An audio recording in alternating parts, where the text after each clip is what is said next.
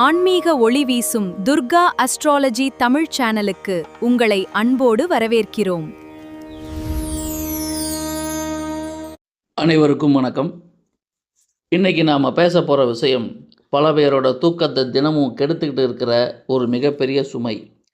அதுதான் கடன். பல பேர் இன்னைக்கு கடன்காரனாக இருக்கிறதால வாழ்க்கையில் நிம்மதி இல்லாமல் ஒரு போராட்டமான வாழ்க்கையை தான் வாழ்ந்துக்கிட்டு இருக்காங்க. இந்த கடன் பிரச்சனையை பற்றி நாம் ஆழமாக பார்க்க வேண்டிய அவசியமாக ஒன்றாக இருக்குது. நான் ஒரு நெருக்கடியான நேரத்தில் நம்ம தேவைக்காக வாங்குகிற ஒரு சின்ன கடன் ஆரம்பத்தில் ஒரு பெரிய உதவியாக தான் நமக்கு தெரியும். ஆனால் அந்த கடன் நம்ம கைக்கு வந்த பிறகு அதை எப்படி திரும்ப செலுத்துறது அப்படின்னு தெரியாமல் அந்த இக்கட்டான சூழலை சிக்கிட்டு நாம் தவிக்கிறோம். ஆரம்பத்தில் கிடைச்ச அந்த ஒரு சின்ன நிம்மதி அப்புறம் பெரும் சுமையாக மாறிடுது. ஆனால் நாளாக நாளாக அதுவே ஒரு பெரிய மலையாக மாறி நம்ம நிம்மதியே மொத்தமாக அழிச்சிடும். எதை எடுத்தாலும் கடன், எதை செஞ்சாலும் கடன் அப்படிங்கிற ஒரு சூழல் வந்துட்டா நாம் உழைக்கிற உழைப்பு எல்லாமே அந்த கடனை அடைக்கிறதுலேயே முடிஞ்சு போயிடுது. இது நம்ம நிம்மதியை மட்டும் இல்லை, நம்ம குடும்பத்தோட மகிழ்ச்சியும் சேர்த்து கெடுத்துக்கிட்டு தான் இருக்குது.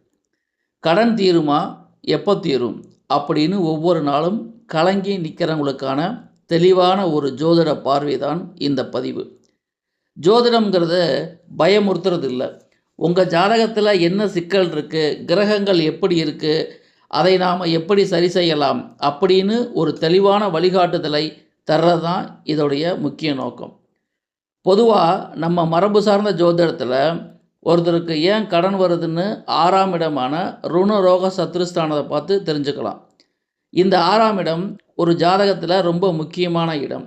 இதை பற்றி நாம் சரியாக புரிஞ்சுக்கிட்டாலே ஏன் நமக்கு கடன் வருது, ஏன் அதை நம்மளால் அடைக்க முடியல அப்படிங்கிற ரகசியம் நமக்கு தெளிவாக புரிய ஆரம்பிக்கும். இந்த 6ஆம் இடத்தோட அதிபதி வலுவில் இருந்தாலோ அல்லது பாவ கிரகங்களோட சேர்க்கை இருந்தாலோ கடன் பிரச்சனை தலையெடுக்கும். முக்கியமாக சொல்லப்போனால் 6ஆம் அதிபதியோட நிலை தான் உங்கள் கடன் பிரச்சனையை முடிவு பண்ணுது. அந்த கிரகம் நீச்சம் அடைஞ்சிருந்தாலோ அல்லது கெட்ட கிரகங்களோட சேர்ந்து வலு இழந்து இருந்தாலோ கடன் பிரச்சனை உங்களை விட்டு விலகவே செய்யாது. அதே போல் கடனுக்கு மிக முக்கிய காரணமான கிரகம் செவ்வாய். செவ்வாய் பகவான் ஒரு ஜாதகத்தில் எப்படி இருக்காருங்கிறது ரொம்ப முக்கியம். செவ்வாய்ங்கிறது துணிச்சல், அதே சமயம் அது கடன்காரன். செவ்வாய் உங்கள் ஜாதகத்தில் உச்சமாக இருக்காரா இல்லை பலவீனமாக இருக்காரா, இதை பொறுத்து தான் உங்கள் கடன் சுமை குறைவாக இருக்குமா இல்லை அதிகமாக இருக்குமா அப்படிங்கிறது தீர்மானிக்கப்படுகிறது. செவ்வாய் நீச்சம் அடைஞ்சிருந்தாலோ அல்லது ராகு கேதுவுடைய பிடியில் சிக்கியிருந்தாலோ நாம் வாங்குகிற கடன் நம்ம கட்டுப்பாட்டை மீறி போகும். நாம் கடனை அடைக்கலாம் நினைப்போம், ஆனால் அதே நேரத்தில் வேறு ஒரு பக்கம் கடன் வந்துக்கிட்டே இருக்கும். இந்த ராகு கேதுவோட பிடியில் செவ்வாய் சிக்கியிருக்கும்போது நாம் எவ்வளவு முயற்சி பண்ணாலும் கடனை அடைக்க முடியாமல் தத்தளிப்போம். சில சமயம் நாம் நம்ம தகுதியை மீறி ஆசைப்படும் போது சனி பகவான் நமக்கு கடனை உருவாக்கி ஒரு பெரிய பாடத்தை கற்றுக் கொடுப்பார். வரவுக்கு மிஞ்சின செலவு செய்யும்போது சனி பகவான் அதை ஒரு சோதனையாக நமக்கு கொடுக்குறார். நாம் என்ன தவறு செய்கிறோங்கிற புரிய வைக்கிறதுக்காகவே இந்த கடன் சுமையை உருவாக்கி நம்மை ஒரு ஒழுக்கமான பாதைக்கு அவர் கொண்டு வர்றார். சனி பகவான் கர்ம வினைக்கு அதிபதி. நாம் முன் ஜென்மத்தில் யாருக்காவது கொடுக்க வேண்டியிருந்தால் அது இந்த ஜென்மத்தில் கடனாக வந்து சேரும். இது பலருக்கு தெரியாத ஒரு உண்மை. நாம் இந்த ஜென்மத்தில் செஞ்ச வினைகள் கடன் வடிவில் நம்மளை தேடி வருது. அதனால் இதை கர்ம வினைன்னு சொல்கிறோம். இதை புரிஞ்சுக்கிட்டு கடனை அடைக்கிறது ஒரு புனிதமான காரியம். சரி, இப்போ பிரச்சனையை பற்றி பேசிட்டோம். அடுத்து இது எப்போ தீரும், இதுக்கான தீர்வு என்னங்கிறத பார்ப்போம். பிரச்சனை இருந்தால் அதுக்கான தீர்வும் கண்டிப்பாக இருக்கும். சோர்ந்து போகாமல் பொறுமையாக நாம் என்ன வழிமுறைகள் பின்பற்றினா இந்த கடன்லேருந்து மீண்டு வர முடியும் அப்படிங்கிற ஒரு நம்பிக்கையான பாதையை நோக்கி நாம் இப்போ நகரப் போகிறோம். முதல்ல உணர்ச்சி வசப்பட்டு அடுத்தடுத்து புதுக்கடன் வாங்கிறத உடனே நிறுத்தணும். இதுதான் முதல் படி.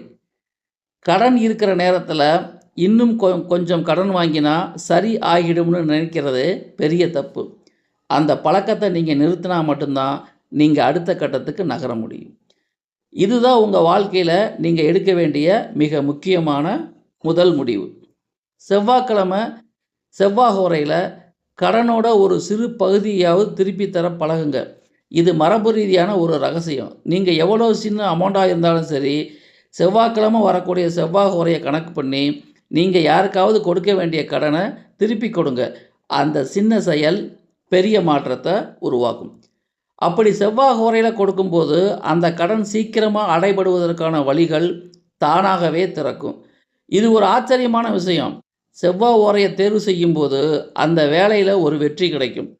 கடனை குறைக்கிறதுக்கு காலம் பார்த்து செய்கிற இந்த விஷயம் ரொம்பவும் உறுதுணையாக இருக்கும். நீங்கள் இதை முயற்சி பண்ணி பாருங்கள். அடுத்தது, உங்கள் ஜாதகத்தில் தசாபுத்தி எப்போ மாறுதுன்னு கவனிக்கணும். நல்ல தசை வரும்போது தானாகவே வருமானம் கூடும். எல்லா நேரமும் ஒரே மாதிரியாக இருக்காது. கிரகங்கள் இடமாற்றம் ஆகும்போது உங்களுக்கு சாதகமான சூழல் உருவாகும். அதே நேரத்தில் உங்கள் உழைப்புக்கு ஏற்ற பலன் கிடைக்கும். அந்த நல்ல காலத்தை நீங்கள் சரியாக பயன்படுத்திக்கிட்டால் கடனை ஈஸியாக அடைக்கலாம். அது வரைக்கும் மனசை அமைதியாக வச்சுக்கிறது ரொம்ப முக்கியம். பதற்றம் உங்களை மேலும் தவறான முடிவுகள் எடுக்க வச்சிடும். கடன் சுமை இருக்கும்போது பதற்றமாக இருக்கிறது இயல்பு தான். ஆனால் அந்த பதற்றம் உங்களுக்கு மேலும் கடன் வாங்க தூண்டும். அதனால் மனசை அமைதிப்படுத்தி தெளிவாக யோசித்து செயல்பட்டீங்கன்னா இந்த பிரச்சனையை நிதானமாக எதிர்கொள்ள முடியும். பரிகாரங்கிறது வெளியில் தேடுறது இல்லை. உங்கள் உழைப்பையும் நேர்மையையும் அதிகப்படுத்துறது தான் உண்மையான பரிகாரம். பல பேர் கோவிலுக்கு போகிறதும் பரிகாரம் செய்கிறதுமே வழி அப்படின்னு நினைக்கிறாங்க. ஆனால் உங்கள் உழைப்பு தான் நீங்கள் செய்ய வேண்டிய மிகப்பெரிய பரிகாரம். நேர்மையான வழியில் நீங்கள் சம்பாதிக்கும் போது தான் அந்த பணம் உங்களுக்கு நிரந்தரமான நிம்மதியை தரும்.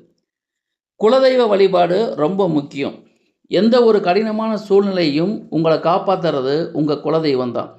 உங்களுக்கு என்னதான் பிரச்சனை இருந்தாலும் உங்கள் குலதெய்வத்தை நீங்கள் மறக்காமல் கும்பிடுங்க. அந்த குலதெய்வத்தோட அருள் உங்களுக்கு இருந்தால் எப்பேற்பட்ட கடன் பிரச்சனையும் சுலபமாக கரைஞ்சு போயிடும். அது உங்களை பாதுகாக்கும் ஒரு கவசம்.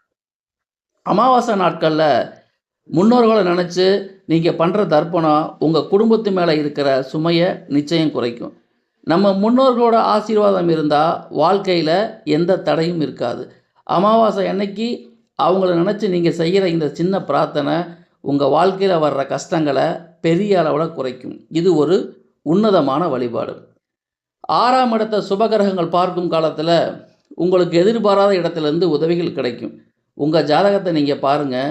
6ஆம் இடத்துக்கு மேலே குருவோட பார்வை விடும்போது உங்களுக்கு ஒரு புதிய கதவு திறக்கும்.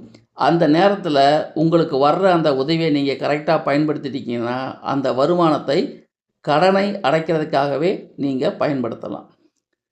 அந்த நேரத்தை சரியாக பயன்படுத்திக்கிட்டு முதல் வேலையாக கடனை அடைக்கிறத மட்டும்தான் நீங்கள் குறிக்கோளாக வச்சுருக்கணும்.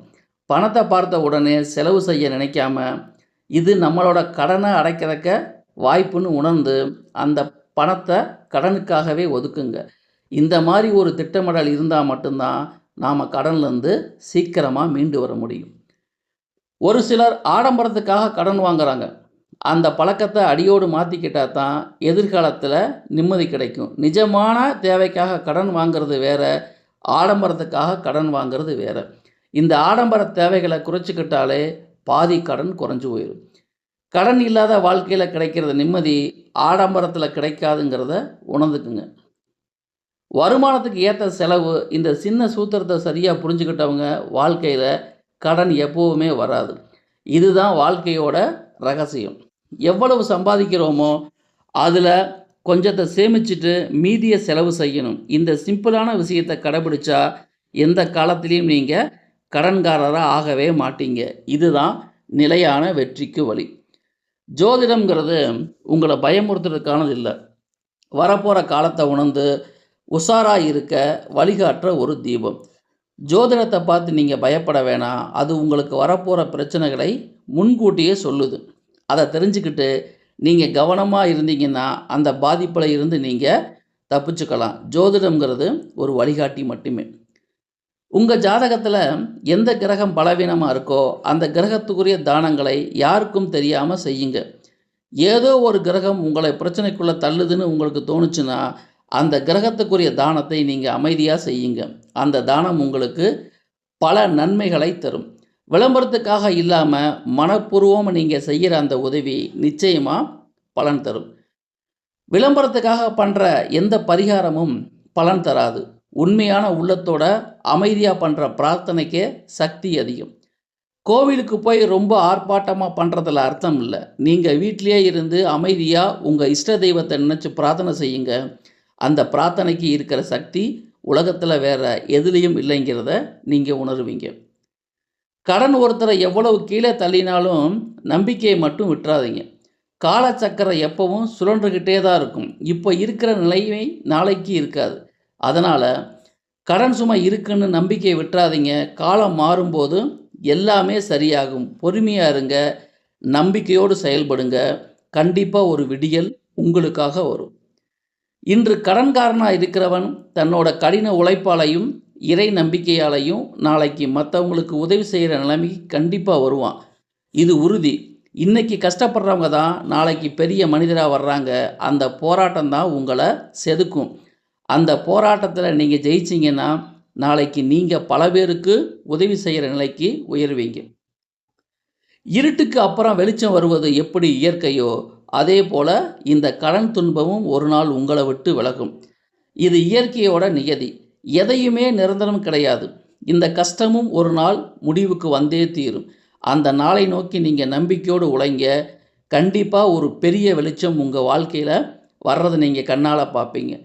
நிம்மதியான கடன் இல்லாத எதிர்காலம் உங்களுக்கு அமைய மனதார வாழ்த்துகிறேன். இந்த பதிவு உங்களுக்கு தெளிவையும் நம்பிக்கையும் கொடுத்துருக்குன்னு நம்புகிறேன்.